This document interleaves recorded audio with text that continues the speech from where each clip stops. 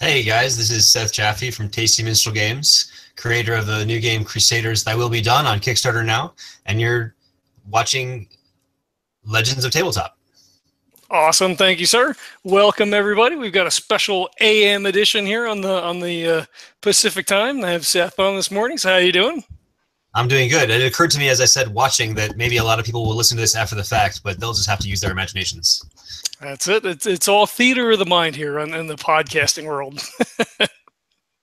So before we get started, I'll throw a bumper real quick in the beginning. Since it is the morning, I have my awesome cup of Birds of a Feather coffee. You could head over to birdscoffeecompany.com. You can either order the awesome Night Owl blend, which is what I'm drinking right now, or you could shoot Neil an email first and tell him you want that sweet, sweet legendary brew, which we'll have up for soon, but you can send him an email and get that as well. So check him out. You know him, you love him. He runs like 47 games on the podcast, so you support Neil over there. But so let's talk to Seth. We've been spending a lot of time together lately. We've gaming conventions, hanging out at the store. So it's been a lot of fun here recently.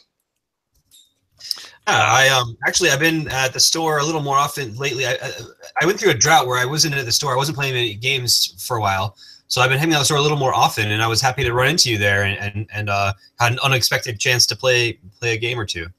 Yep, absolutely. It's awesome. We played Trombone the other day. I wound up picking it up. It's been a big hit at work. My brother, who I never know if he's going to like any certain particular game when I bring it home, was like, "We've got to play that train game again." Yeah, well, that's always what you want to hear.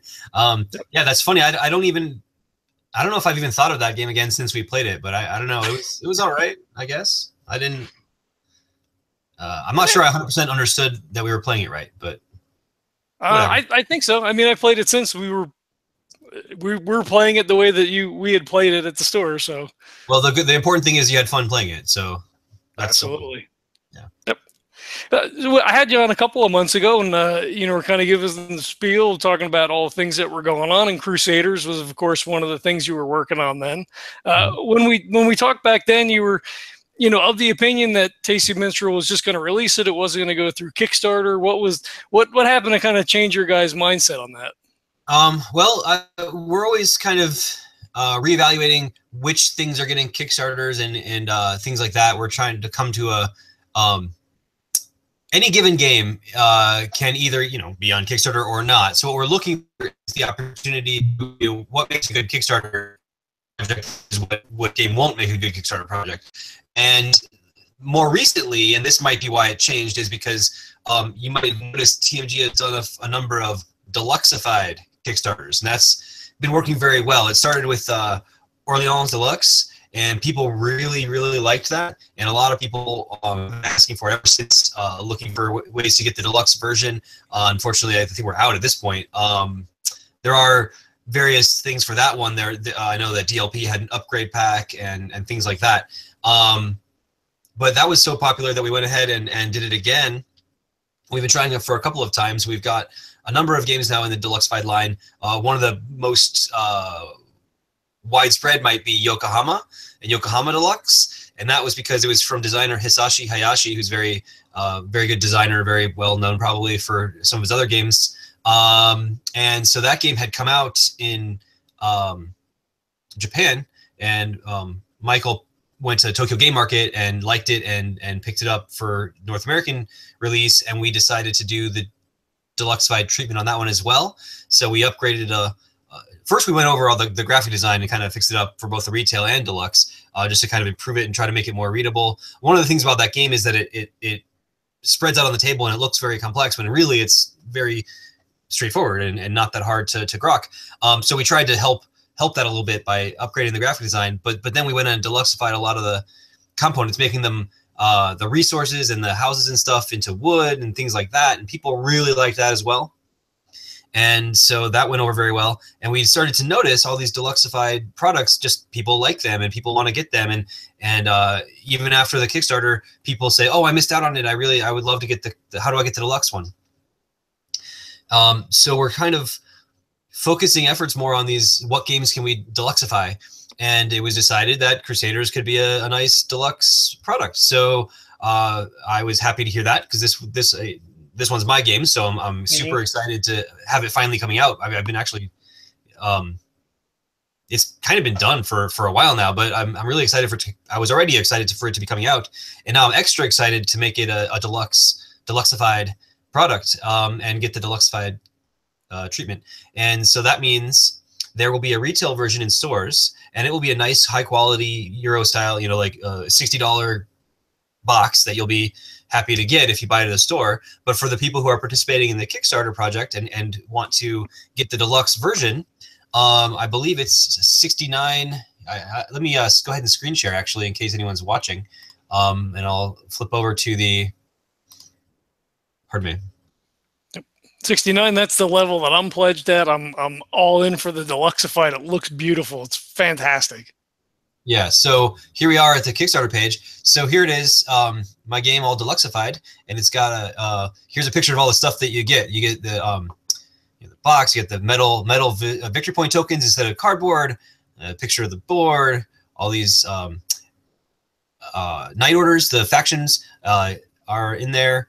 We've got plastic miniatures. We've reached a stretch goal to add plastic miniatures. And because we didn't want anyone to miss out on the plastics or anything like that, they're actually on top of the wooden miniatures. So you both get the plastic knights and buildings as well as wooden ones. And that's in this picture. You can kind of see the difference. And they look pretty good.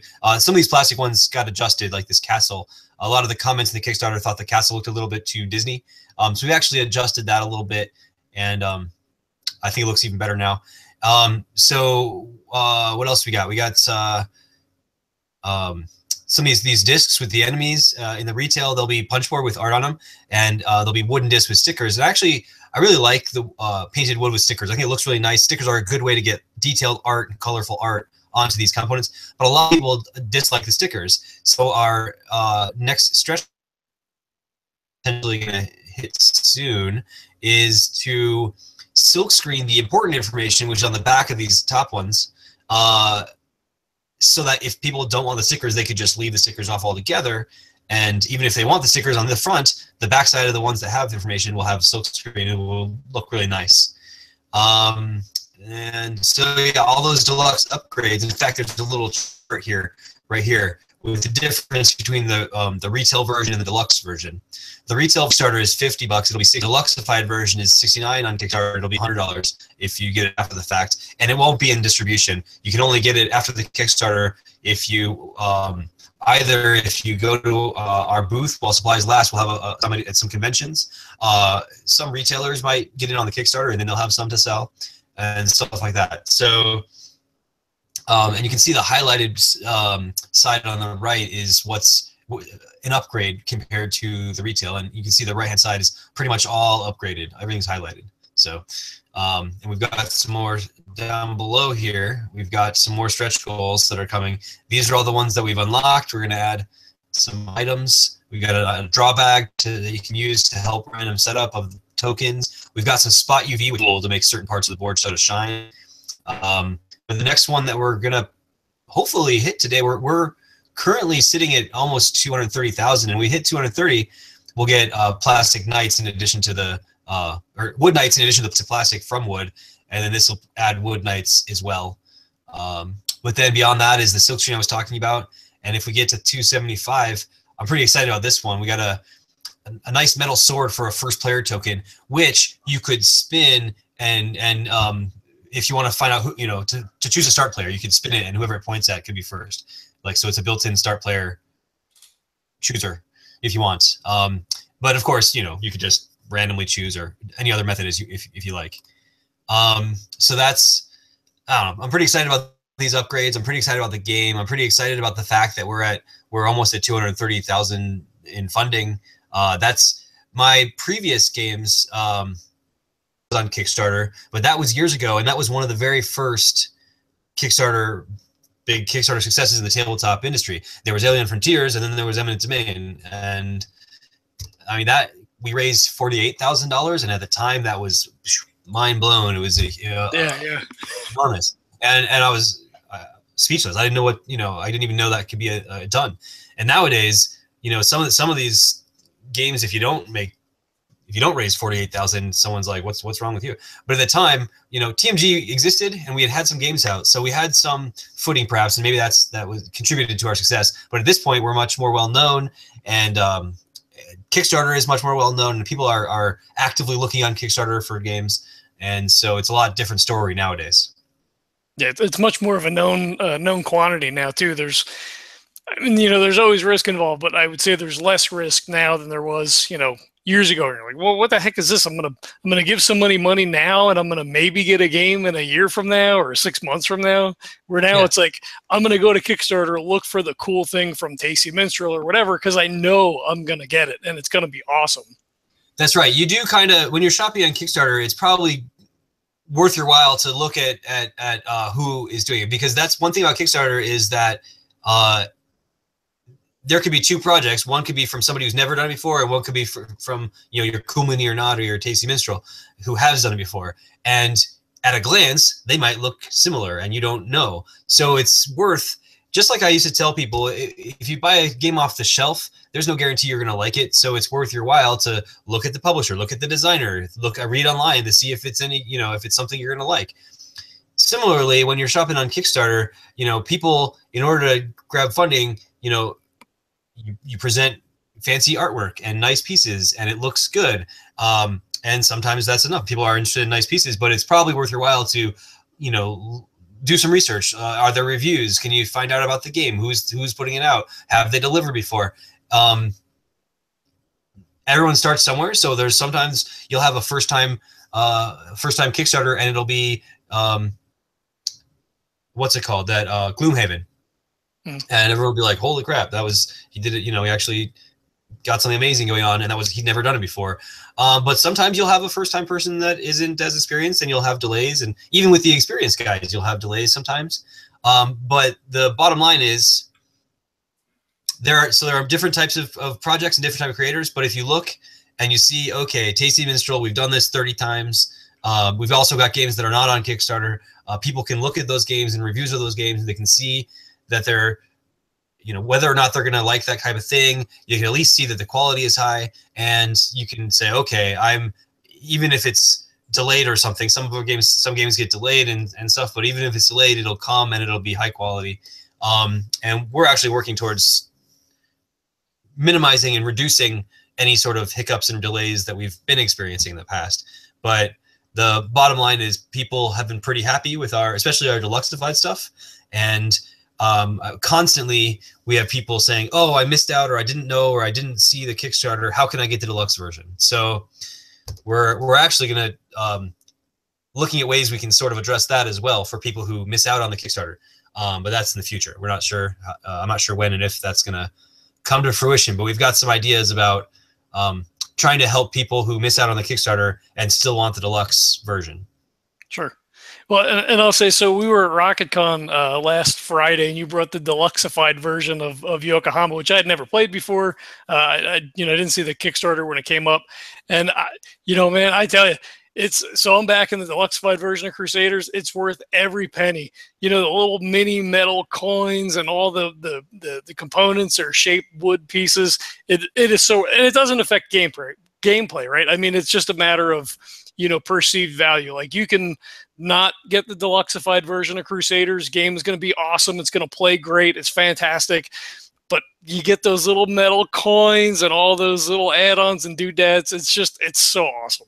Yeah, you at RocketCon, I believe I had you play my old prototype of Crusaders, and that didn't have any metal coins, or it didn't have any buildings. In fact, it had just little basically tiles that had a picture of a farm and a castle or something like that. And that worked just fine. Like, that's how my prototype was the entire time. You just, you build a castle, you put a little piece that looks like that has a picture of a castle. But I think it'll look really nice. The board will look really nice at the end of the game when there's actual little structures on it. I think that'll be a nice, and that's in the retail version. There'll be wooden pieces up all over the board, even in the retail version. I think that's going to look really good. Really like sleek Euro style game, which I'm a big fan of. And then if the deluxe version is going to have the plastics, first of all, if you like the wood better, it'll have both. But second of all, I think those plastics are going to look nice too. I had a nice chat call, Skype call with the sculptor last night. We were talking about that, and getting the final renders of the buildings. And I just think they're going to look really good. I'm antsy to get the STL files so I can order some from Shapeways, just so I can have some in my hand to like some 3D prints to play with. Yeah, just that's cool. To see how it's going to look, because I've never had I guess Eminence Domain had little plastic spaceships, but I feel like it's going to be so much fun to have little buildings and little knights that are in plastic. Mm-hmm.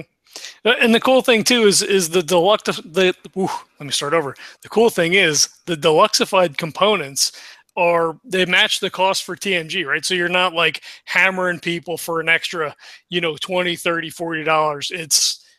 This is what it costs us to make it. It's super cool, and you can get it, and we're not bending you over barrels. So like as a consumer, like, thank you TMG. That's amazing that in today's economy and whatever, it's like, hey, we're going to give you something cool.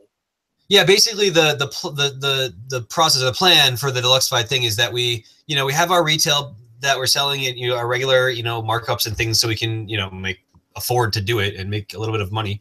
And then the deluxe upgrades, pardon me, basically the amount that we charge extra for the deluxe, pretty much all of that amount goes directly into those upgraded pieces. So yeah, we're not upcharging on the upgrades per se. So we're basically giving you the upgrades at cost is kind of like how it works, which is what you're talking about. So yeah, it's a way. Michael said this is how if he likes a game a lot, he wants the fanciest version he can play, and that's how he kind of comes to these deluxified thing. Is he wanted it's the best upgrades that he would want to play with, I guess. And so he decided that would be a thing other people must want too. And so so far it's been pretty good.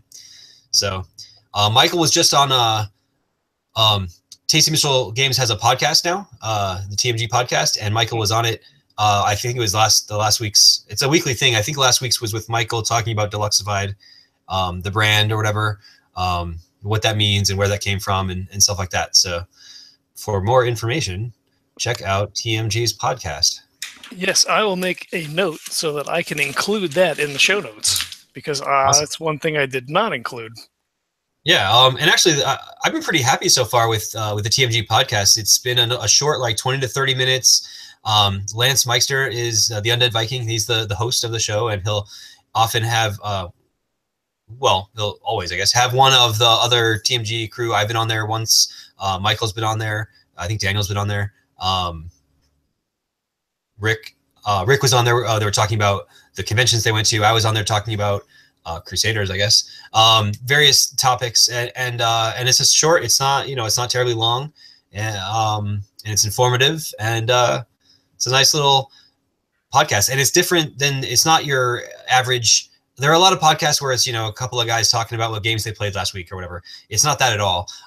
It's more like an industry one a little bit, because it talks about some industry topics, and so for a different perspective maybe than, unless you're in the industry, maybe you don't listen to industry podcasts, but it's kind of I think it kind of bridges the gap a little bit. It talks a little bit about industry, but it talks about stuff that you might care about or be interested in if you're not in the industry. There are a few podcasts like that. I know I listened to the one with Board Games Insider with Stronghold and Portal Games, Ignacy and Steven. That's a pretty cool one. It gives you kind of a glimpse into the industry as well. And yeah, so I feel like it's that type of thing. So we're well worth a listen.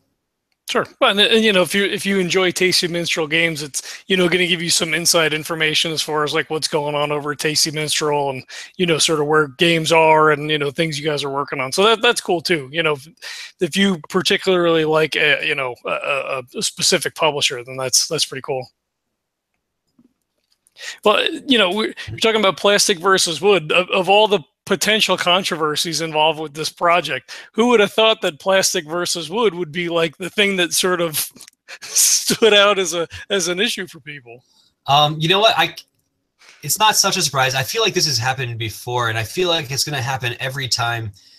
Anytime you upgrade something by changing it from one thing to another, there's some people are going to say, I wanted the original thing. I don't want it upgraded. And in some respects, depending on what it is, it sounds silly. But for some people, it's not silly. It's like they really wanted that thing, and now you've taken that away, even though you've given them something better. They might not think it's better. And then there's this thing. Some of those people, and then this is why we're part of why we're including both the plastics and the wood is so some people, for example, think, I really like that wood. It looks nice. I would rather have that. And a lot of people have said that they don't trust the plastics to be good. Like they think of plastics and they think of some old mass market game that had like crappy plastic that was bendy or something. And so they're not convinced the plastic will be better than the wood. What we don't want, what Michael definitely does not want, is for somebody to say, oh, like what if we instead offered both, either you choose plastic or wood, and somebody chooses the wood because they think, oh, I want the wood, the plastic's probably not going to be good, I like how the wood looks. And then later it shows up and it turns out the plastics are really nice and everyone's like, oh, the plastic's great. And that person's like, oh, I wish I'd gotten the plastic. I feel bad about my purchase.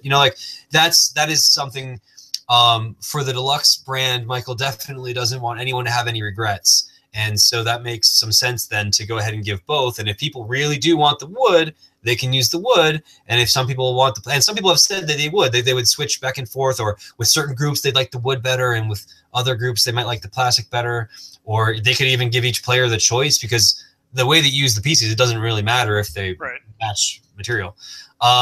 So now people have the option. They have the fancy wood pieces with the silkscreen that looks real nice, and they have the plastics with the sculpted miniatures, which look really, really nice. They both look nice in their own way, and I'm not sure which one I'll use when it comes time, when I get my copy. I'm excited to use either one. Yeah. Well, I guess so, for people who have been board gaming for a long time, like wood is like, that's the OGL, right? Like Carcassonne and all those things, like it's all wood pieces. So I guess that people relate to that, yeah, wood gaming. Nice painted wood is sort of a hallmark of the Euro style game, I think. And I think people who like Euro games, and I am one of these people, I really do like painted wooden cubes, for example, or painted custom meeples or whatever. They look really nice. They're tactile. It's like looks classy. But I don't think plastics is a bad thing. In fact, there was a game, 2002 or something like that, called Domain by Reiner Knizia, and this is a solid game. It's a fun game. It's a good game. And the pieces in that game, there are knights and castles, and they're sculpted plastic, and they're really nice. And in fact, I used knights from that as my prototype knights, because I would, in my head, I'm like, this is what I want it to look like. If it ever gets made, I want the knights to look just like this. And I sent a picture of that to the sculptor. I said, I want a knight kind of like this. And the other pieces in that game they were like little walls or something, but they were like also plastic, and they were nice, like hard plastic. It wasn't some cheap bendy plastic or anything. But yeah, I actually think that was, and this is back maybe before there was a big explosion of Euro games in North America, where people maybe got into this whole idea of like, ooh, Euro game equals painted wood. So I don't know, maybe that sort of overshadowed anything like these plastic sculpted detailed miniatures. And then now when you hear about miniatures, you get like a Blood Rage or like a something like that, where the miniatures, where the style of game that has miniatures isn't the Euro style of game necessarily. Right. So I think people associate plastic miniatures with HeroClix or something. And they associate painted wood with a different kind of game. So, your Euro style game has the painted wood, and your American style game has the plastic miniatures, and that's kind of the connotation, I guess. And so thinking about having a Euro style game with plastic pieces is kind of maybe it's a disconnect for some people. But I don't know, doesn't mean it's not nice. And I'm actually looking forward to the pieces. There's a game coming out called Grim Forest. It was on Kickstarter. It did ridiculously well on Kickstarter. And it has some really fantastic looking plastic pieces. And I think, when people get that, they are going to just be delighted to play with these awesome toys. And I'm hoping they'll feel the same way when Crusaders comes out, that they'll be delighted to march their knight across and build castles that look like castles. Right. I think it's gonna look, I just think it's going to look great.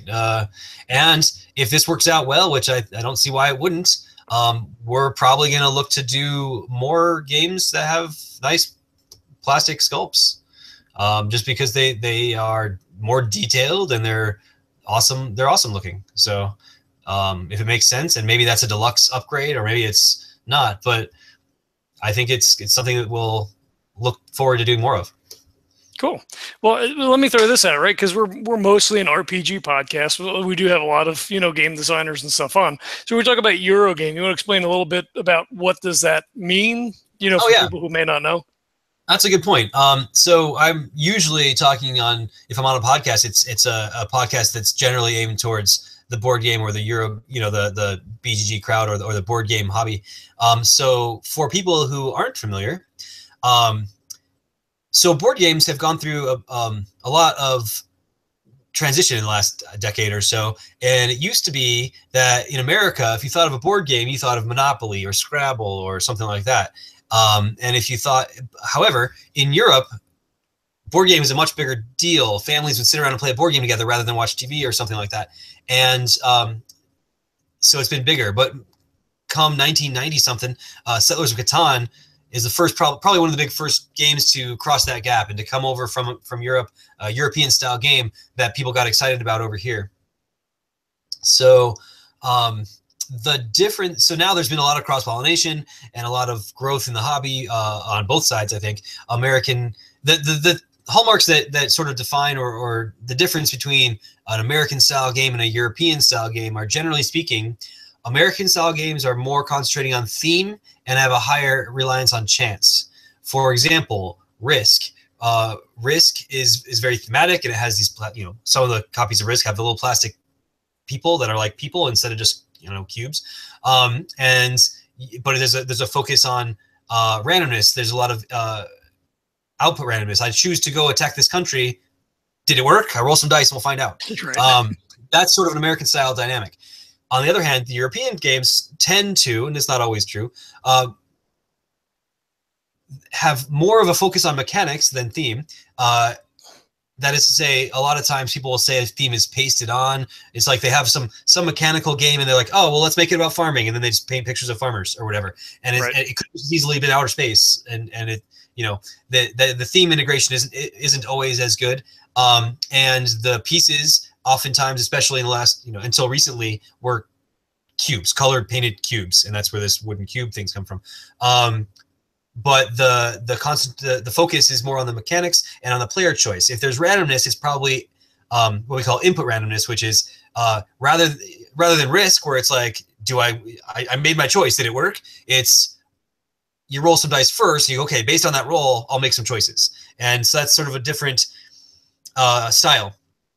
And it's one that I prefer personally, but that's sort of the difference is theme versus mechanics, and chaos versus less chaos, more randomness versus less randomness, kind of different randomness, I guess. And nowadays you see a lot of cross-pollination and a lot of combinations.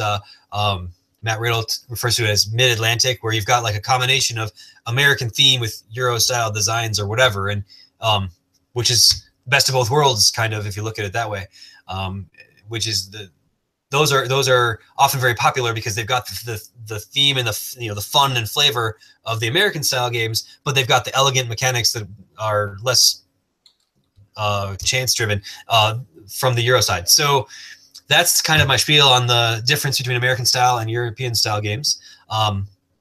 Neither one, of course, is right or wrong. Some people love Monopoly and Risk, and some people love Settlers of Catan, and some people love other styles of games. So a lot of what people don't know is really the specifics and the difference.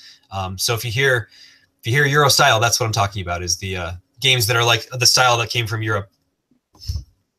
Cool. Yeah, clear things up for some people, maybe. Talking about controversy a little bit, with the theme that you have, Crusaders, Thy Will Be Done. Did you have any trepidation going, well, maybe we should put a different spin on this? So, was there any kind of conversation around the office of, maybe this is not the right time with what we have going on politically and everything else? Well, let me start by saying how I came to that theme.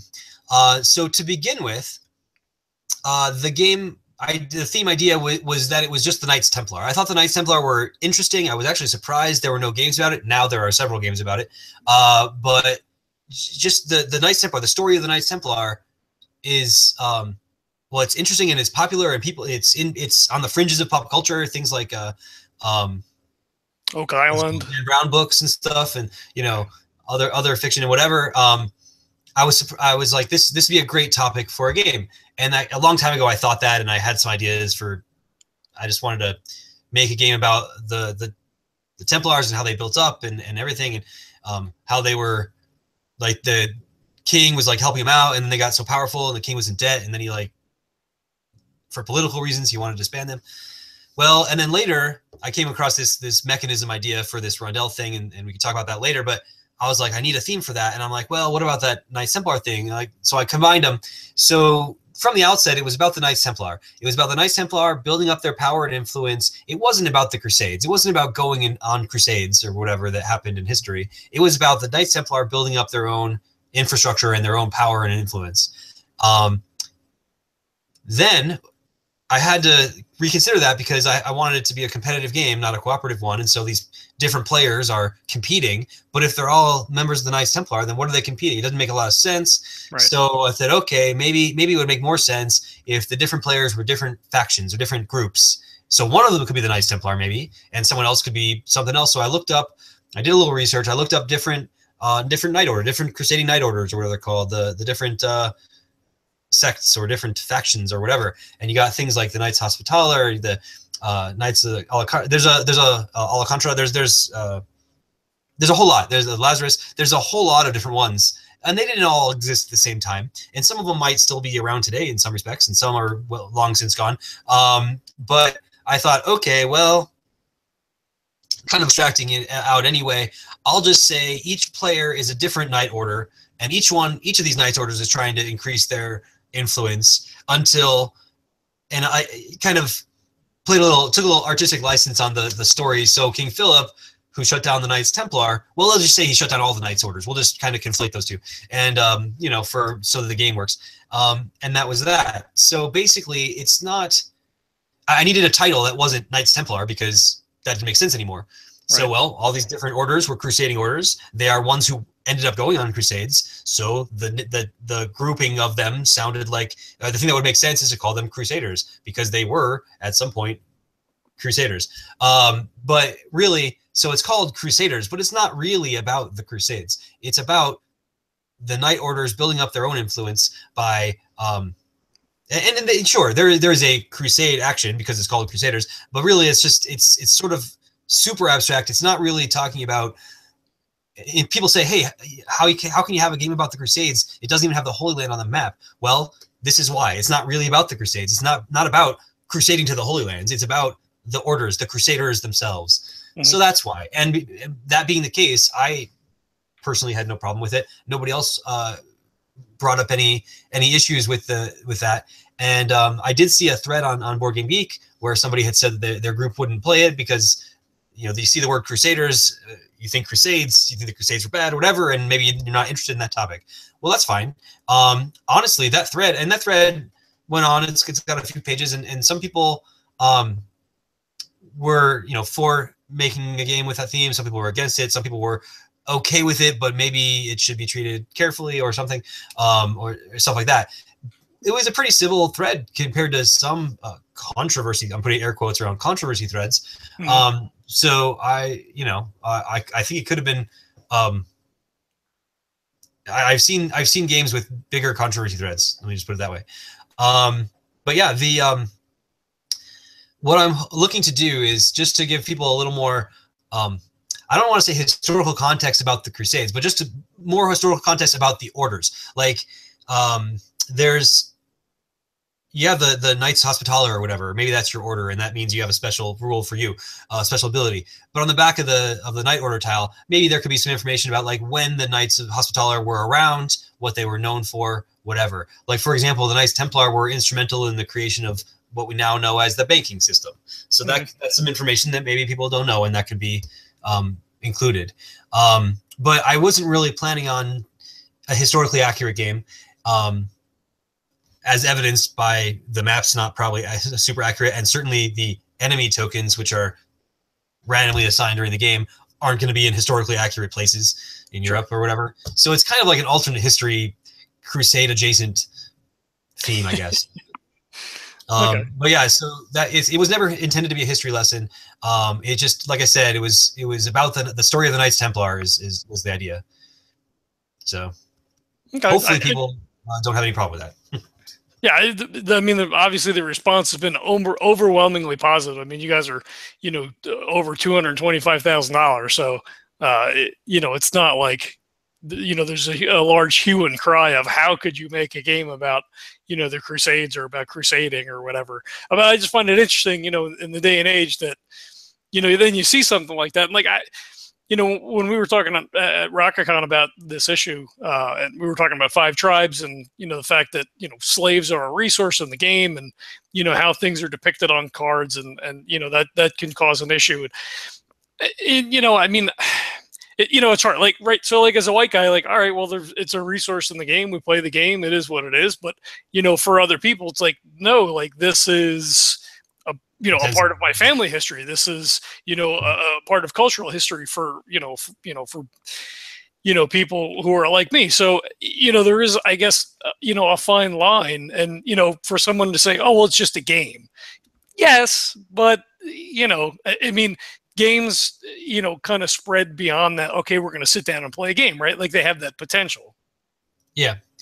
Yeah. And, as for anyone that doesn't know, that this game that had slaves as a resource, they actually printed a different set of cards that you could replace the slaves with. They're called fakirs or whatever. And then you could, so for people who were uncomfortable trading slaves, like literally, they could replace that with a different thing, which is probably a good idea, especially in response to the threads or whatever, the conversation that was happening. Another part of that conversation that I remember that I thought was amusing was, I don't begrudge anyone being upset about the slaves thing, but I noticed that in the same game has assassins, and nobody said anything about the assassins. So yeah, should they replace the assassins with some other? They're literally killing people, but that's not nearly as culturally impactful as individual assassinations might be, but like as institutional racism or whatever. But anyway, I don't really like to get into big discussions about that kind of thing. Like people will play, if people are uncomfortable with a game, then they won't play it. And if people, want to make a game with a message, they can do so. Mombasa has been brought up about a game about the colonization of Africa. And they did something neat that I've been also considering doing is in the beginning of that rule book, they sort of say, hey, there's a lot more to what went on in colonization than we're not really getting into it. We're just looking at the economic aspects. For more information, here's some reading, and they reference something. So I was thinking about doing something very similar in the beginning of the rulebook for Crusaders as well, to say, look, there's a lot of stuff that went on during the Crusades. This game doesn't really get into much of it, but you're welcome to do some reading. And I solicited a resource or two from people that sounded like they knew what they were talking about. So I might check those resources out, and if I feel like they should be referenced, then maybe I'll actually point to them in the rulebook and say, hey, look, for more information about the actual Crusades, look here. For a fun game that's sort of Crusades adjacent, just play this. Right. Just to kind of let people know that I don't want people to think that I'm, being insensitive to things that are related to the Crusades. I don't, like stomping on the brown guys or whatever. And it's kind of unfortunate too that the colorization, the Saracen tokens in the game are supposed to be like maroon, but on RGB it kind of looks brown. So that probably didn't help anything. But. Right. Well, I may have a couple of books here. I could shoot you over in an email. I think medieval history and all that kind of stuff is right in my wheelhouse. So I probably have a couple of things I can shoot over to you. Yeah, I'd be interested to know where good resources for that. Cool. We've been dancing around the issue the whole time here. Why don't you tell us a little bit about Crusaders? Oh, the game itself. All right. Yeah, we probably should have led with that. So Crusaders is a game. As I said, you're a knight order, like the Knights Templar or a similar order, and you've got a knight on the board, and you're going around Europe, and you're building structures, and fighting enemies in sort of a general sense, in order to spread the influence of your order, and you're gaining influence points, which are victory points, and the structures you build are like a tech tree.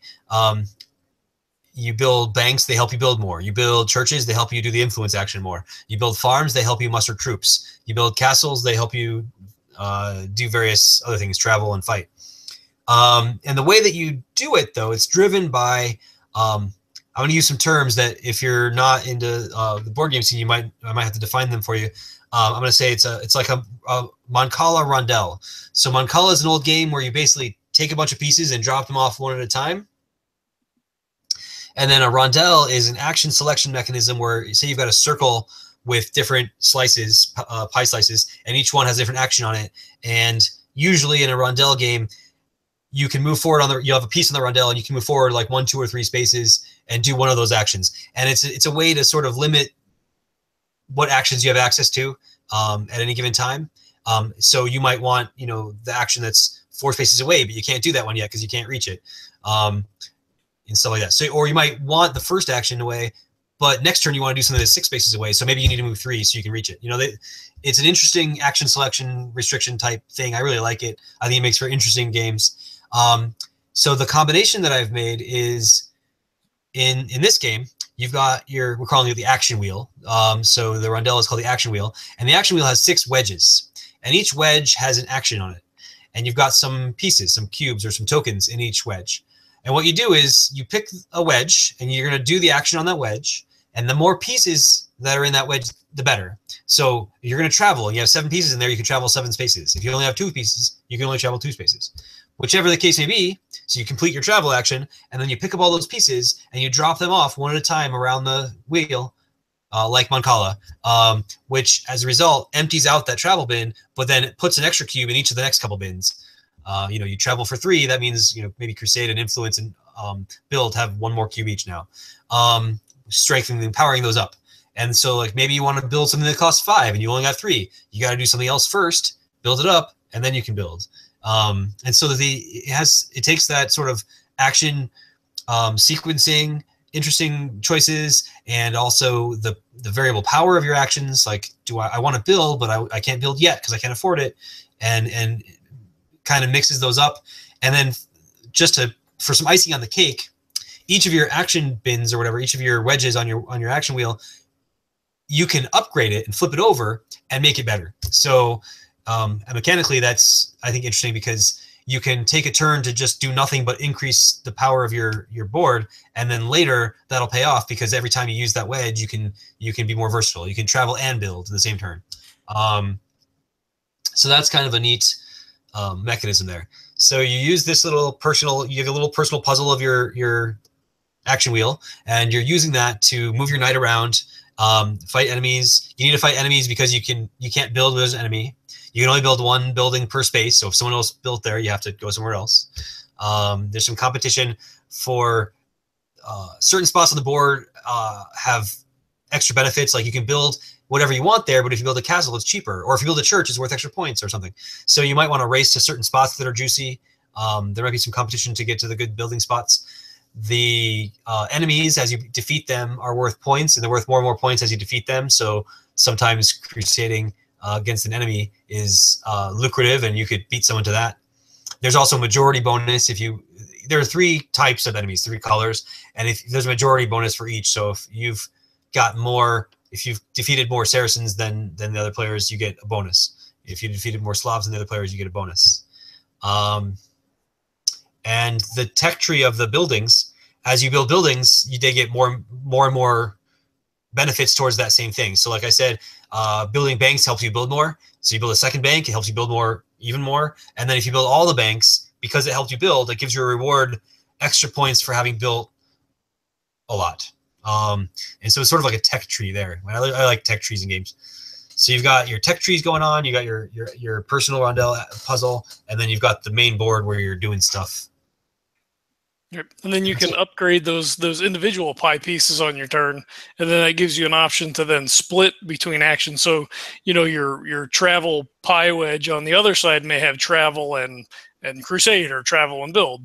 So if you have enough cubes built up in those individual actions, you could potentially move and build, or build to move, or however you want to sort of split those roles up. Yeah, you can do one or the other or both if you have enough cubes. That's right. So that's how it makes you. It's like investing in a future thing. You take a turn off of not do. I didn't make any progress this turn, but my wedge is upgraded now, and in the future that wedge is going to be able to be used more powerfully, more in the future. So that's basically it. Without visual aids, it's tough to describe. Yeah. Hopefully people understood that. I'm very pleased with this game. I've made it. It's been I started 4 years ago. I finally finished 2 years ago, and I've played it a lot of times, and I really enjoy it. And I think it plays really smoothly, and I think it's very interesting and fun.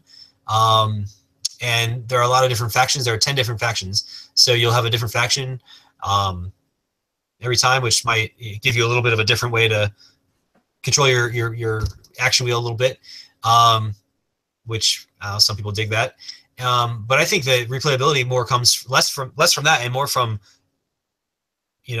playing the game against the people, right? Like, oh, last time you did this and this strategy, and it you did better than me, so now I'm going to try that, or or I better counter it with this other strategy or something like that.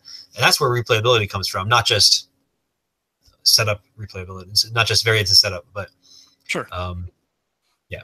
So hopefully people will find that they also like the game, and that they will enjoy it, and they'll enjoy their fancy plastic pieces. We should also note it's 2 to 4 player. The board is double-sided, so there's a 2-player side, which is a little bit smaller of a map. The 4-player side is a little bit bigger. It plays in 60 to 90 minutes, although, Actually, I think it's a lot quicker than that. That's what I was going to say. Yeah, does it say 60 to 90 somewhere? Because that's not right. I think that's what it says on the Kickstarter. Oh, well, that's what I wrote down. It plays in it's about 15 minutes per player plus 5 to 10 minutes to set up. So it's probably 35 to 40 minutes until an hour 10 minutes. So if you have 4 players, if you have 4 players and it's your first game and you're teaching, maybe it's an hour and a half. But I played, when I was doing playtesting, I did a whole lot of 3-player games, and I took data. And of all the 3-player games, almost all of them were 42 minutes. Exactly. So, I would say 45 minutes is a good realistic estimate for a 3-player game. It's probably an hour for 4 players, and it's probably 35 or 40 minutes for 2 players. So, yeah, 60 to 90 is not correct. If that's on a Kickstarter, we should fix that.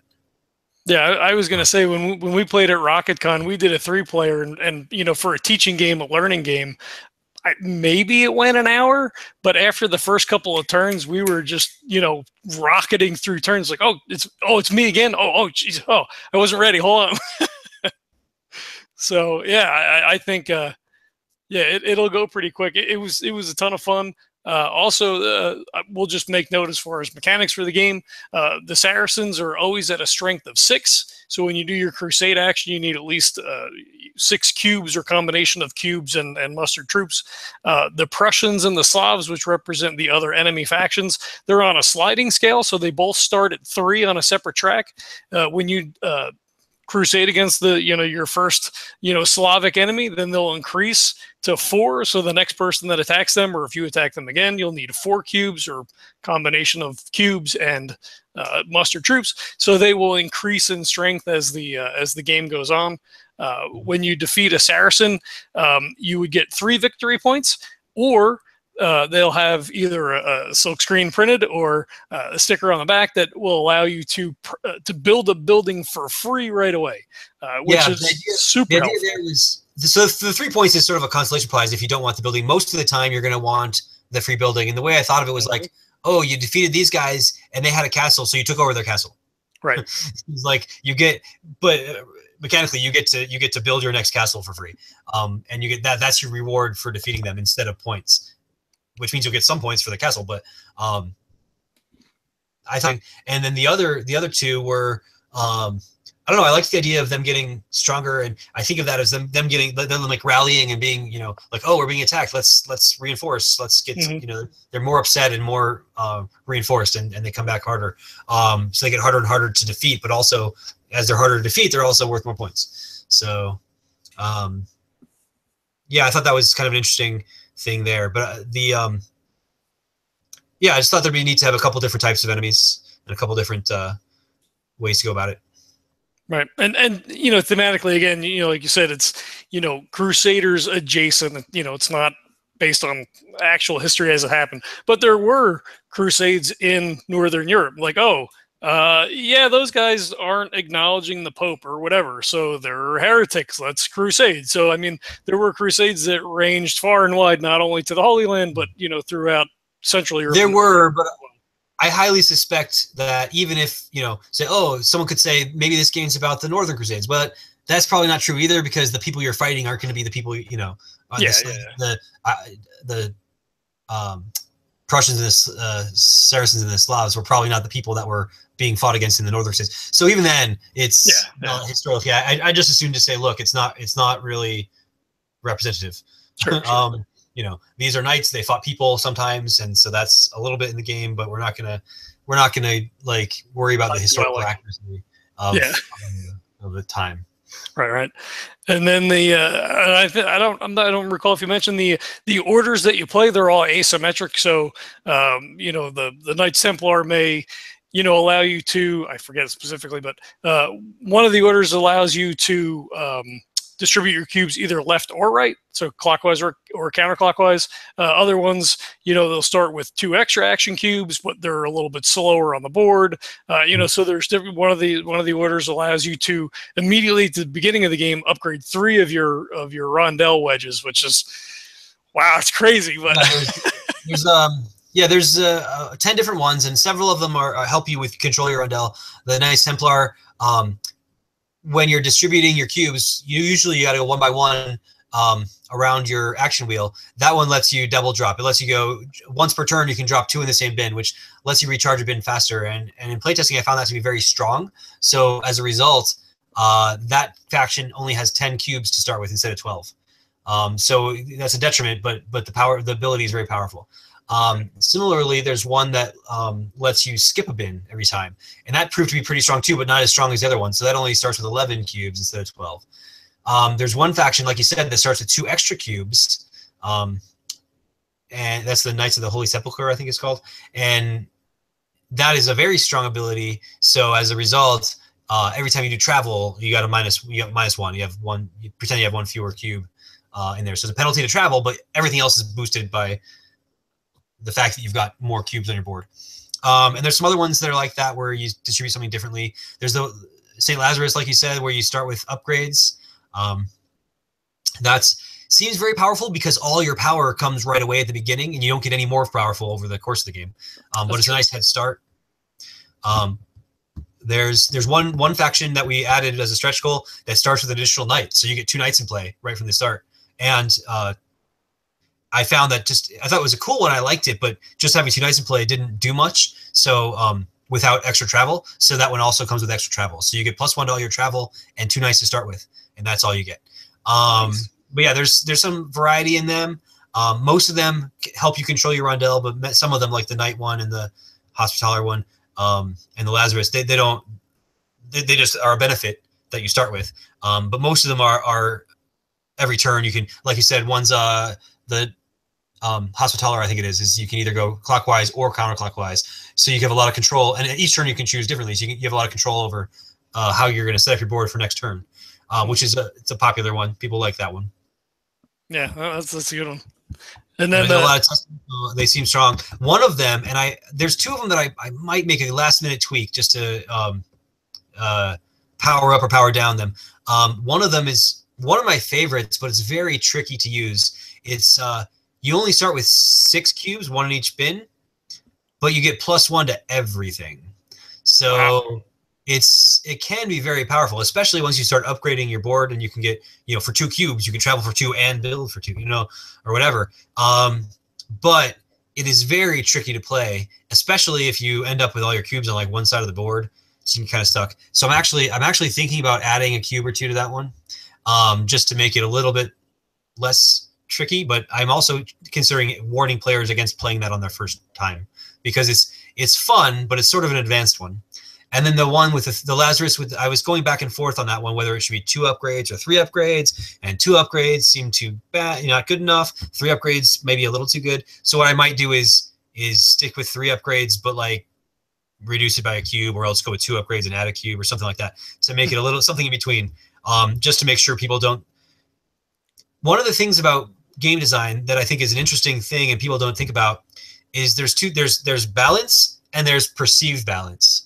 And perceived balance is possibly even more important than actual balance, because if things are actually balanced, people don't necessarily play a game again enough to notice. Whereas if things are balanced but they seem unbalanced, people perceive them to be unbalanced, then they might complain about that or not play the game because of it, or have a big effect. Even though, like, even if you could, statistically show them that after 700 games or whatever, or run a model on a computer and it turns out it's balanced, if they think it's not, that's a bigger problem than maybe it not actually being balanced. Right. So I'm a little concerned about that on the ones. I don't want people to think that Calatrava is too weak, and I don't want people to think that Lazarus is too strong. So I might give them a little bit of a tweak just at the last minute to make sure that they come more in line with people's expectations and are. I want all of them to be fun to play. I don't want people to think one's dominant, even if it's not really. Sure. And that's the thing about new players. When you've got one ability where you get all your power up front, and another ability that you have to play well to realize your power, this one's going to win and seem dominant because any old monkey can play with the start out bonus. But to make the other one maximize, you have to maybe play better. So that's what I'd be concerned about, is making sure that everyone has a good time and no one thinks something's dominant when even if with good players and experienced players, maybe it wouldn't be unbalanced. That's something we have to think about that I never used to realize I have to think about. Right. Now, you were talking about, making little tweaks and stuff to the orders, but, when you guys bring a game to Kickstarter, it's done. I mean, essentially it could go to the printer tomorrow. The game is complete. So we're not going to see, any significant rules changes. We're not going to, see a solo variant come out. I mean, it's set and we have what we have. Yeah. The rules, are done. And I think that's important. Like I said, these minor tweaks I'm thinking about, that's not something major, and it's not something sudden. This is something I've been thinking about for years. So it's not like hey, quick, let's make a new whole faction power that no one's tested. You can't just throw that together. I'm a big believer that you can't just throw in game content like it's nothing, because that stuff takes work and time and testing. And the thing you can do is throw something and you think, that might be okay, and it completely unbalances the game or completely dominant. Like what if people demanded another Night Order, and I said, okay, off the top of my head, here's one, and maybe you can build 2 things at a time, or crusade twice. If you have enough cubes, you can do 2 crusades instead of 1. If I just did that thinking that's probably okay, well, I tried that. It turns out that's really not okay. But had I not tried it and someone demanded it and I just threw it in there, people would say, this is terrible, this is broken, this guy always wins. And, that's the danger. So it's not cool to add game content, in my opinion, after the fact. When you're on Kickstarter, in my opinion, the game design should be done. Now, it's possible that some people go to Kickstarter with a game that's not finished. I don't think that's the best way to go, but that's just my opinion. When we're talking about stretch goals and things, we're talking about component upgrades, not gameplay, not adding gameplay. People are often interested in a solo mode, and that is something that can be added to games, but it takes time. It takes time to develop that. And by the time we're on Kickstarter, my opinion, we don't have time to develop a whole solo mode. So I usually don't think too much about solo play when I design, because I don't play solo games. It's just not my style, I guess. I usually leave that. There's a healthy community of solo players on Board Game Geek or just out there. And if they want to make a solo mode for my games, they are more than welcome to do so. I believe there are 2 solo modes to Eminent Domain right now. And if you look on Board Game Geek, you can find them. I was not involved in those. And I'm happy that does exist. If somebody wants to play solo, they've got 2 options. It's possible in the future, if I see a way to make a game work with solo, then I might pursue that in the first place. But most of the games that I work on and the games that I like to play are multiplayer games, and I think that's why I like them. So it usually doesn't occur to me, or I don't see a way to do it. We did add a solo mode to Harvest when that not Harvest Harbor when that was on Kickstarter. But that, I mean, we had an idea, and we called it the training dummy, and it was basically like a little algorithm or an AI that you would play, and then it would do its algorithm. And I don't know. I'm not a solo player. I don't know how successful that was as a solo game. If nothing else, I figured it was a way to learn the rules. But there's a whole, there's at least one. There's probably a couple different. I won't say maybe companies or collectives that work on solo modes. There's the Atoma Factory that makes solo modes for some of Stegmaier stuff like Scythe, and I think there's another. I think J.R. Honeycutt might be working on. His group might do some solo modes for some stuff. I don't know if that's exclusive what they do, or if that's just part of what they do, or they're willing to do it. But there are people that are interested in doing that, and that's great. I don't know that the middle of a Kickstarter campaign is the time to start that. Is the problem. In the future, maybe I'll look into that earlier and have that going earlier. But if we're going to include it in the box, game content wise, I feel like it has to be done before we start Kickstarter. Sure, that makes sense. There are exceptions, and it's game by game. Sometimes it's easy to make content. If there's sometimes the way the game works, it's easy to make a card that has or whatever to add to the game that does certain things. But most of the time, if you're doing that, it's because it doesn't integrate with the game very well. It's just like, oh, it's an extra card. It's on top of everything else. But I will say, any game content that does get added, in my opinion, should get added to both the Kickstarter copies and the retail copies, because I don't like the idea of thousands of people down the road buying this off the shelf and not getting that content. It feels like that's not fair. There are arguments you can make that, promos are like that. Like, not everyone gets the promo because they don't know about it, or because there aren't that many necessarily. And that's kind of the same thing, I guess, but at least the promos are available if you want them. Anything that's exclusive shouldn't be game content, or you're just poo-pooing your audience, your bigger audience, to make your smaller audience happy, which has never sat well with me.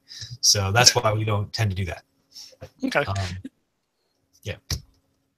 I was going to say, how involved are you in the minutia of the Kickstarter? Are you, other than like checking out the kick track, during the week, are you involved in like all the little things that are going on, or? Well, we have a team. I'm involved, but I'm not as involved as some of the other team members, especially. So we have people. If you're talking about shipping and logistics, there's one person that is concentrated on that. If you're talking about like doing the updates, I think Lance does the updates now. Lance just went to Canada for the weekend. But I'm going to be monitoring the Kickstarter. In fact, I'm going to need to, if we cross the threshold here to 230,000, I think it's. Oh, we're not there yet, but we're getting close. We're at 227.5. I might be the one that posts the update, but somebody else wrote the update. It's ready to go in case we cross the line, because people are out for the weekend. And I told them I would go ahead and watch that. And I have a feeling we'll hit that this afternoon. I think that's not too far fetched, and I hope we do, because I'm interested in looking forward to the next goals. I really would like to see that sword. That sword is pretty awesome. That's really cool. Yeah, we're $47,000 short of that, which is not all that much, really, if you think about it. And most Kickstarters, people press that remind me button, and so 48 hours before the end of the Kickstarter, there's usually a big surge. So, I mean, we're 40,000 for that sword at this point, and we've got, I don't know, 7 days left. What do we have left? 7 days, yeah. So I think that it's not too far-fetched. I think we'll hit that sword. It's no problem. I'm wondering, how much beyond that are we going to do before? If we see that surge can sometimes be quite a bit. It can be similar to the first couple of days. In the first couple of days, we do very well. So, I mean, I'm hopeful that happens. I'm just not sure if we have, what we can offer as stretch goals, if we need to for that. But we've got a couple ideas in the back burner that we might look into if it comes to it. But yeah, I'm excited about, like, that sword is cool looking, and I would love to have one of those. Yeah. So. Well, and how important do stretch goals become, when you have a game out on Kickstarter? I mean, there are people who will back because strictly of stretch goals. Like, well, that game is okay, but I'm going to wait to see what kind of stuff they're going to offer, as this goes along. Well, this is how I look at stretch goals, and this is how I think they evolved in the first place. So in the beginning, there was Kickstarter, and there was no such thing as a stretch goal. There was a funding level, and it was like, look, if we get to this funding level, we'll print the game. And that was it. And then, maybe you didn't make it, maybe you made it. If you made it, you print the game. Okay. Well, what quickly started to happen was, as this started to become a thing, was people started more consistently making that funding goal. And then there's time left, especially back in the day. If you remember, Kickstarter projects were a month at the minimum. Mm-hmm. And sometimes they were 60 days or more. So what happens when 2 weeks into your month, you've reached that goal and you've got 2 more weeks and people are like, well, it's being made. I guess I don't have, why would I back now? So what happens is the next thing you do is the next logical step is let's stick another funding goal, right? Like we have a funding goal. We reached it. Let's have another funding goal. We reached it. So they call that stretch goals because it stretches the funding. Mm-hmm. It's effectively another funding goal. Now, at that point, you're not going to not print it anymore. But instead, it's like, where the first funding goal was, if we reach this, we'll print the game. Now it's like, if we reach this, we'll add a plastic or whatever it might be. So it's the same philosophy. It's the same thing. So whenever the whole goal of the funding goal in the first place was to raise that money. So the goal of the stretch goal is to raise more money, right? So, and what it does for the backers is, okay, I've backed the game. It's going to fund. Everyone's happy. Now, oh, there's this really sweet sword at $275,000. Well, I've already backed, so I'm not going to give more money because that doesn't make sense. Some people might, but most people don't think I better back more. But instead what they'll do is, instead of just saying, well, I backed, I'll get my game, they go, oh, I'm going to tell my friends to back because then by them backing, it'll raise the funding goal and maybe I'll get that sword or whatever, like I'll get it, they'll get it, everyone will get it. So right. I'll spread the word. I'll be active in spreading the word and, crowdfunding, the thing. That's what crowdfunding is all about. If you don't have people spreading the word and if you don't build a crowd, you don't have crowdfunding. So by adding stretch goals, what you're doing is you're giving everyone who's already in, and they're already in, they're invested. They've got their money in there. They now are getting the item and they want that item to be better. So it behooves them to round up more people, spread the word, let people know so that maybe they'll come back and we'll get more funding and everyone will get that awesome sword, Right. So that's what stretch goals are kind of for. That's how they kind of work.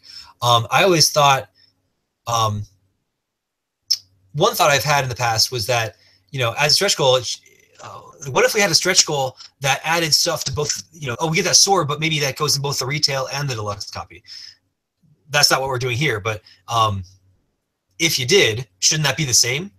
I'm already backed for the deluxe copy. I'm looking to get that sword. The old version of this was before there was deluxe. Was do backers get the sword, or does it go in the print run for everybody who buys the game in the future? Mm-hmm. And I always thought that's kind of the same thing. If I get enough, if we get enough funding, I get the sword, and so does everyone else.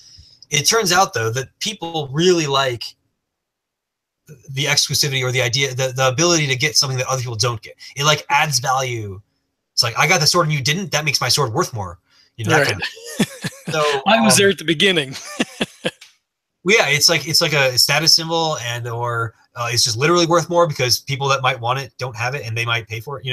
Not that you're selling it, but it just makes it more valuable to you if other people don't also have it.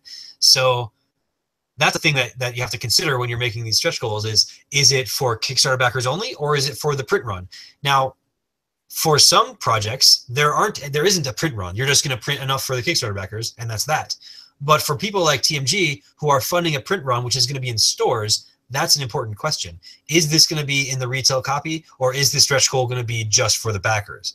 And that's where that game content thing comes. If you have game content, I think it should be in both. If you have a fancy thing like a sword star player marker, you could argue, okay, that could be a backer only type thing because it's not necessary. You might also argue that somebody who plays the deluxe version of Yokohama and then goes and buys it in the store and they're like, oh, my copy only has cardboard. Maybe they'll be less interested. so there's also that argument, but whatever. At least they're not missing out on game content. So I don't know. That's just something that we've observed, is that a stretch goal, an item, a fancy item, is worth more to backers if it's only for backers than it is if it's added to the whole print run. So you got to be careful, and you got to set these things when you decide, like, is this stretch goal going to be for the whole print run, or is this stretch goal going to be only for backers? Right. But do you think, because of the way things have evolved now, do you think someone could just put a game up there saying stretch goals and be successful at this point? Well, yes, but that depends a little bit on your definition of successful. And this ties into another point about what counts as success on Kickstarter. I think I was just watching before this call, I was watching a clip, Tom Vasel's crowd surfing or whatever, where he talks about some Kickstarter stuff. And he mentioned one, I wasn't paying a lot of attention and I wasn't familiar with it, but he mentioned something that's going up there with no stretch goals. Oh, interesting. And they said, either they get the funding, they'll make it. If they don't, they don't. And well, if they get their funding, it's hard to say they weren't successful. They wanted X dollars, they got X dollars. That's a success. Just because something doesn't make $1,000, 1,000% their funding goal doesn't mean it's not a success. Right. And that, I think, is an important point. And I think it's one that's lost on a lot of people that follow Kickstarter and get excited by these big numbers. You got your Gloomhavens that could bring in millions of dollars or whatever, or hundreds of thousands of dollars. I don't even know what Gloomhaven made. Or you got your Cool Mini or Knots that are at $500,000 for their Fire and Ice, whatever. And they got your, people think, oh, wow, now that's success. Your Exploding Kittens, $9 million or whatever the ridiculous amount of money they made was. That's success. Oh, you only made $100,000 on your Kickstarter? That's ridiculous to think that that's not success, because right. You, like, under what definition is that not success? Not funding, that's maybe not success. But in a way, that's not necessarily bad either, because not funding might mean you shouldn't have done it if you can't make the money you needed to make, maybe you shouldn't be making the project. It used to be the case that you would have to pay the money, get the product, not be able to sell it, and find out after the fact it was a bad idea. Mm-hmm. Now, not funding on Kickstarter, maybe that's a success too, in some respects. But the point is, making your funding goal is successful even if you don't overfund by 1,000%. Oh, for sure. For sure. On that note, a pet peeve of mine is people who look at a funding goal and say, oh, you need more money than that to print the game. That's disingenuous. You're only asking for $20,000 when I know for a fact it'll cost $40,000 to print that game. And I think that they're missing a bit of the point here. People have money in their pocket. It could be that they're willing to spend $20,000 but need 40, so they're kickstarting and their goal is 20 because that's all they need. If they get more, great, but if not, they're willing to take 20 grand out of their pocket. Why is that not acceptable? How is that any different than saying you need 40,000 and then raising 40,000? So not only that, but not only in your pocket, people used to have to go to the bank and get a loan if they wanted to. You can still do that. There's nothing saying you can't. And on top of that, there's certain expectations set. If you are doing a small print run or an expensive game or whatever, and you need $70,000 or whatever to fund your print run, and it's a game that is, was a normal standard box or whatever, sometimes you'll have backers that say something's wrong. You shouldn't need. No one asked for 70,000. People ask for 40,000. How come you're asking for 70,000? Something's wrong. I'm not going to back. I've seen this happen, and it's unfortunate, I guess, for the project. But people have that expectation, and the reality might be that they needed 70,000 for whatever reason, or they couldn't do it. But maybe these projects that are asking for 40, well, maybe they only needed 40. Maybe they're doing a bigger print run. Maybe it was cheaper. Maybe they have fewer components, or maybe they're willing to take 30 grand out of their pocket. Maybe they don't need all 70 grand to be funded by the crowd, and if they get it, they get it. So it kind of causes some problems when you have these expectations. And also, so the funding goal on Kickstarter is, there's nothing magic about it. You get to set that. It's arbitrary. You can say whatever you want. And there's nothing wrong with that goal, no matter what it is. Like the only thing wrong about it is if it's too high and people don't pledge, then you picked a bad number to put. But if you got to make that decision as a creator. So one of my pet peeves is people that conflate that number that someone arbitrarily picked with the amount of money they actually need to print the game, forgetting that there's other money in the world that doesn't come from Kickstarter. So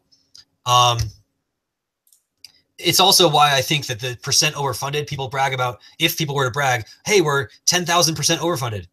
Well, you arbitrarily picked a number to, Sure. funding goal.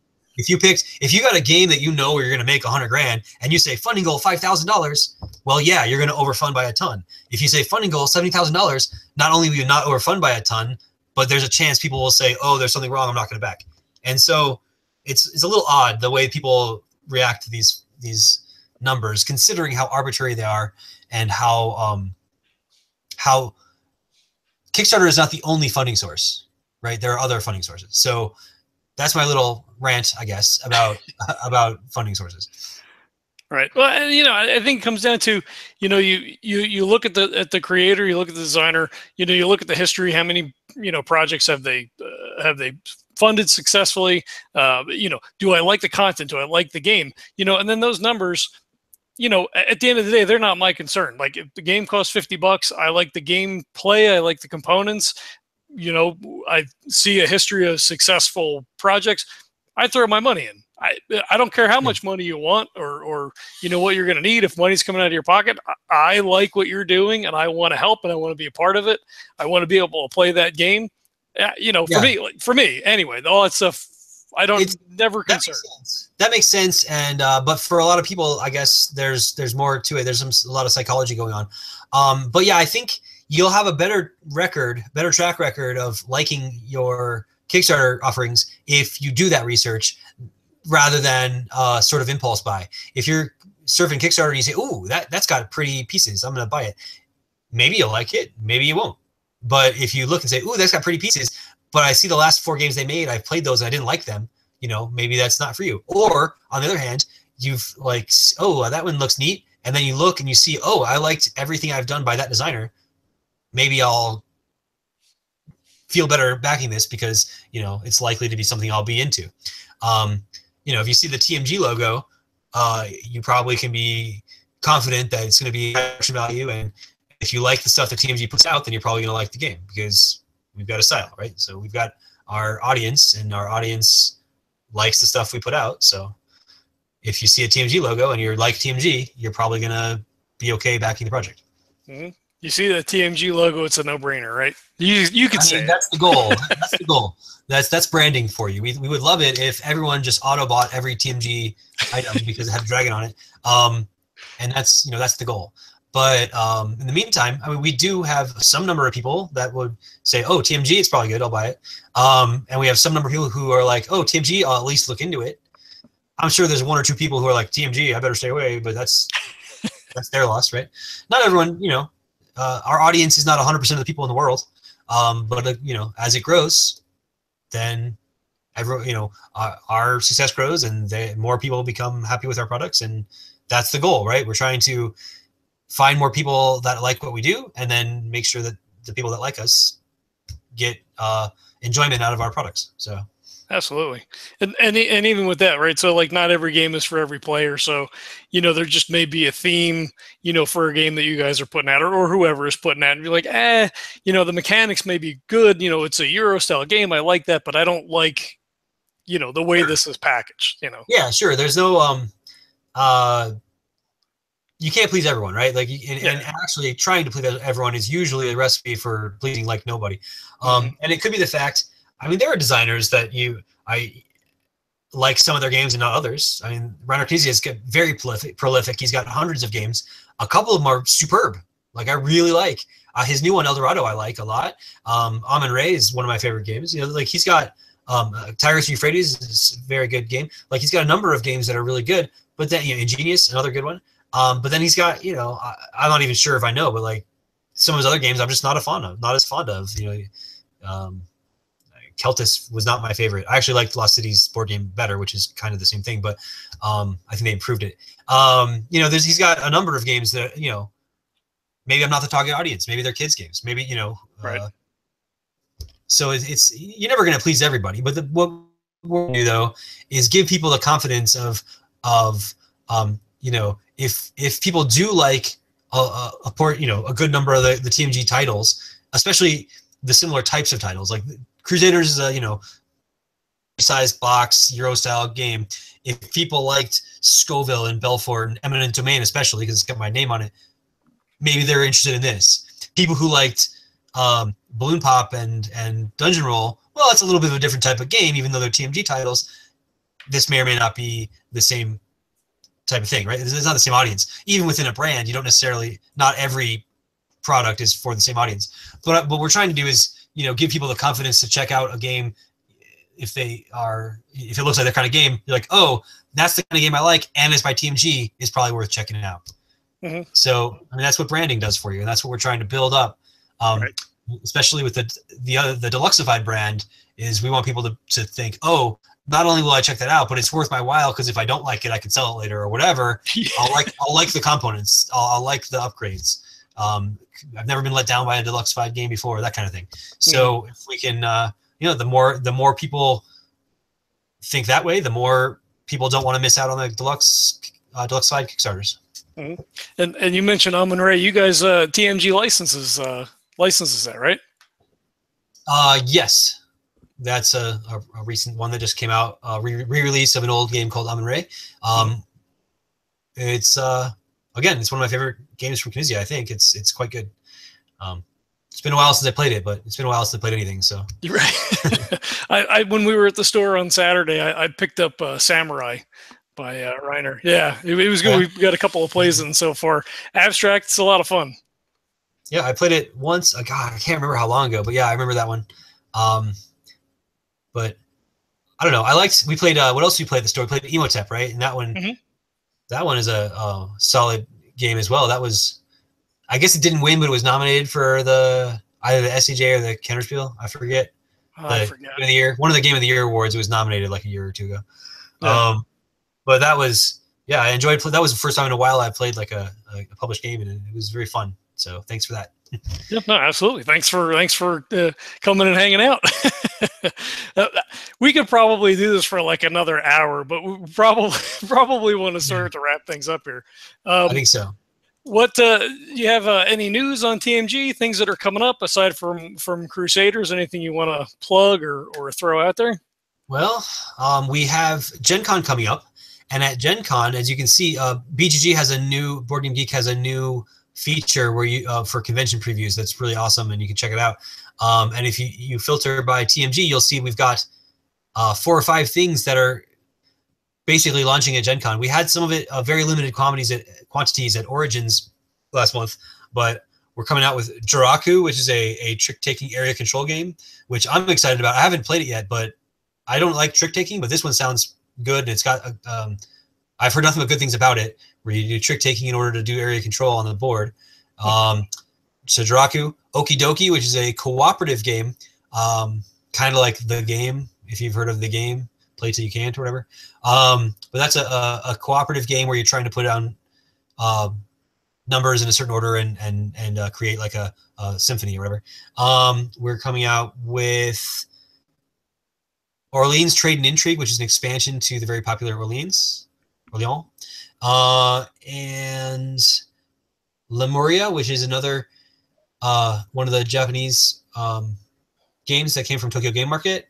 That's another one I haven't played yet, so I'm very excited about that, actually, to check that out.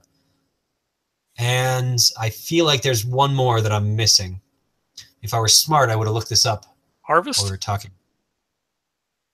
Harvest is not going to be at Gen Con, unfortunately. That one's in production right now, and that'll be at Essen, I believe. I guess I'm just not going to remember that last one at the moment. It's just slipped my mind. That's okay. And are you going to be at Gen Con yourself? I am. I am going to be at Gen Con myself, and I will be taking meetings mostly with designers, and also I'm going to try to play some of my prototypes and get some testing in while I'm there. Is it Citrus? Maybe it's Citrus. No, that can't be right. Oh, Samara. That's what it is. It's called Samara. And Samara is the other game that we'll have at Gen Con. It's by Corn I don't know how to pronounce his name. Van Worsel or something like that. It is a nice little game with a time track mechanism that I've always liked. Whereas if you're farthest back, it's your turn, and then the better you jump forward to do an action, and then you have to wait till it's your turn again. I think that's a cool mechanism, and it uses that. So yeah, you should check out TMG's booth on those items. Just been working on some of my own designs and mostly concentrating on this Crusaders thing. Cool, that's awesome. No. Well, I'll throw this out, just because I got to spend a lot of time with you over the past weekend, and David Short as well.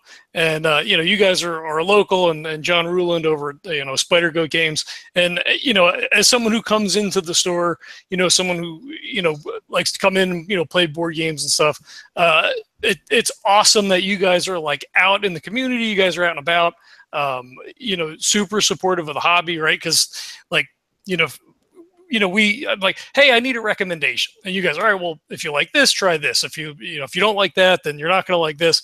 And, to have you guys, in the community, like as a resource and super into what's happening, like it's just the best. I mean, and not every local game store is going to have, designers that come in and hang out. And I guess maybe we're really lucky here in Tucson to have, some really awesome game designers that are, in the community and out and about. And I appreciate that as someone who, enjoys board games and stuff. So thank you for the time that you spend, not only, creating games and, doing the Kickstarter and all that stuff, but being out and being available to people to like just talk about games and suggest games and just sort of like break things down. Like, well, what's this and why is this and all that kind of stuff. I really appreciate that. And I hope other people do as well.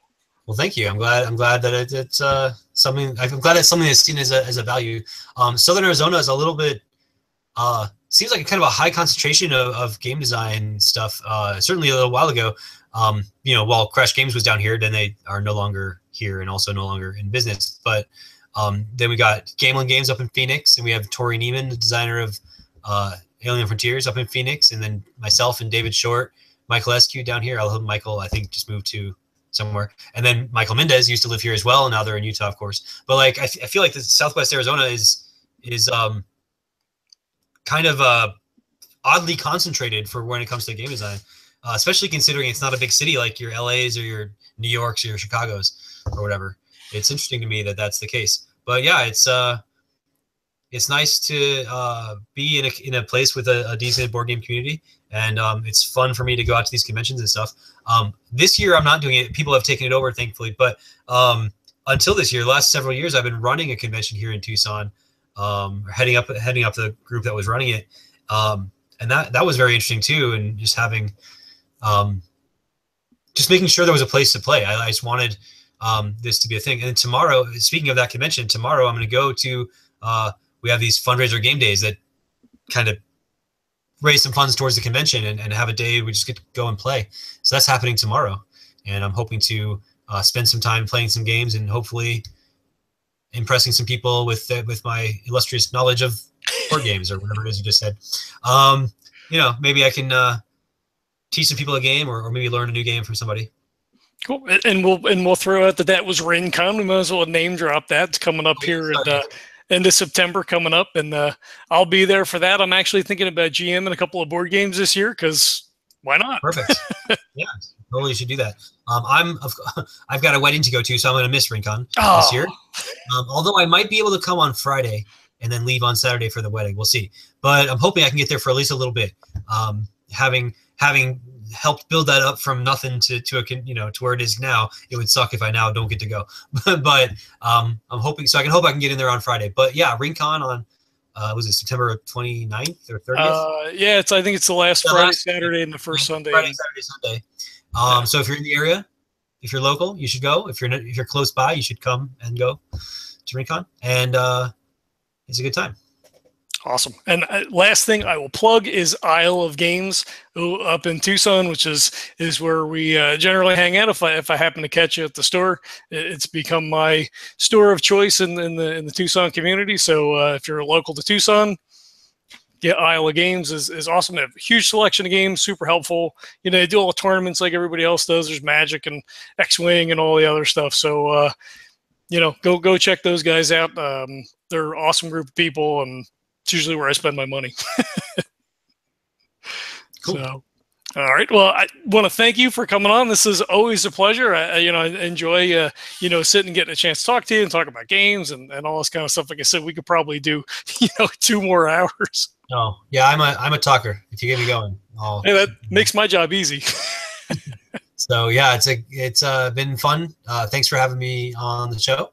And for anyone watching, if you've not yet looked at the Crusaders Kickstarter, take a look. You got a week left to do it, and see if it's your thing. I never like to tell people go buy my thing because I don't know, it's salesman-y, but I do think if you're into Eurostyle board games, especially if you liked Eminent Domain, which was a game that I've made, then it's definitely worth looking into and just checking it out. Watch some reviews. Yeah, and if it looks like your thing, back it. If you don't like it, then don't back it. That's, no pressure. But yeah, if we get to 230,000, we'll have this nice. Sorry, if we get to 250, what is it? 275. We'll have that awesome sword. Yep. And I'm looking forward to that. Me too. This will be my first Deluxified game, so I'm all in. Well, I hope you're not disappointed. I don't know how I could be. It looks beautiful. Getting a chance to play over at RocketCon just, reinforced, the decision to go ahead and back. I mean, watch a ton of videos going in, and yeah, I mean, it looks like a lot of fun. The theme is cool. Oh, who was the artist? I didn't see it anywhere.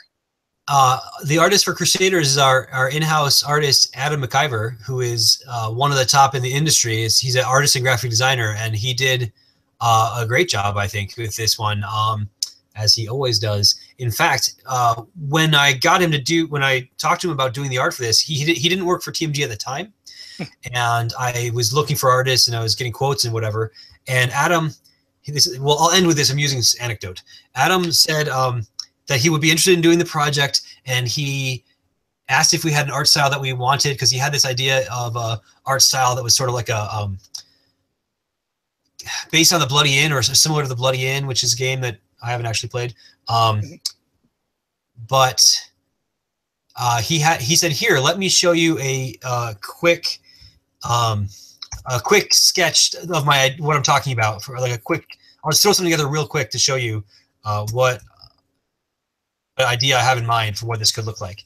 And I'm bringing that up right now. I can share my screen. Oh, cool. Let me bring this up. Did it open? I don't see it. Not yet. I have to share my screen here. 1 sec. Okay. Oh, it opened, but in the wrong program. I'm sorry. It's really cooler if I just got it on the money. No, this one. I somehow reset my default to open like PNGs and JPEGs with Paint for some reason. I don't know how that happened. I didn't do it.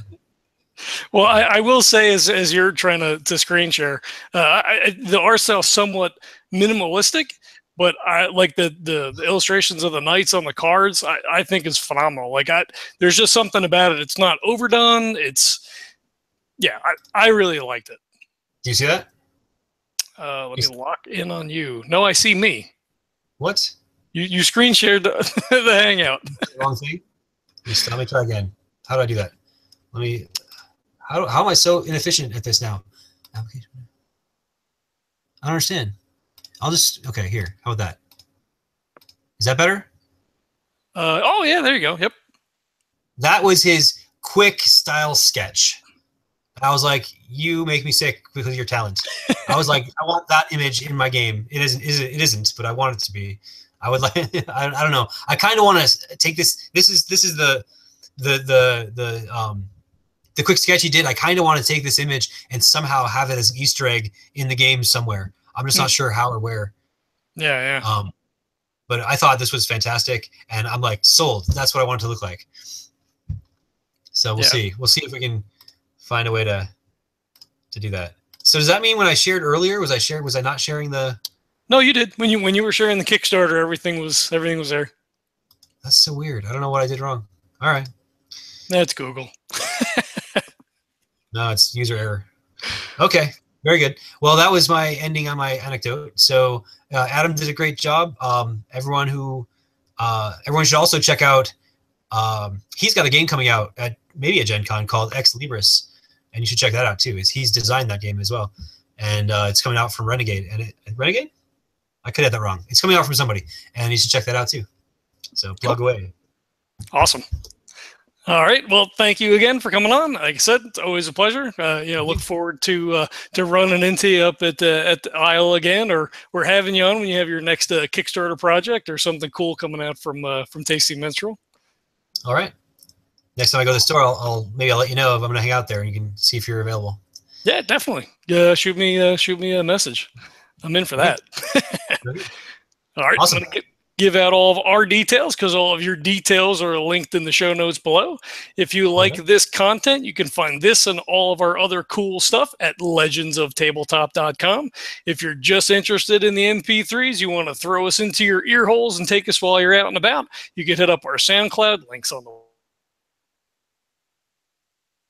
We're on Instagram, Twitter, all over the place. Facebook, give us a like over there. We'd appreciate it. Rate us, review us on iTunes or the Podchaser beta. We have links for that on the website as well. All those reviews help, keeps us in the public eye, gets us noticed a little bit better, and we appreciate that. And we appreciate you guys checking this out, and we'll catch you next time.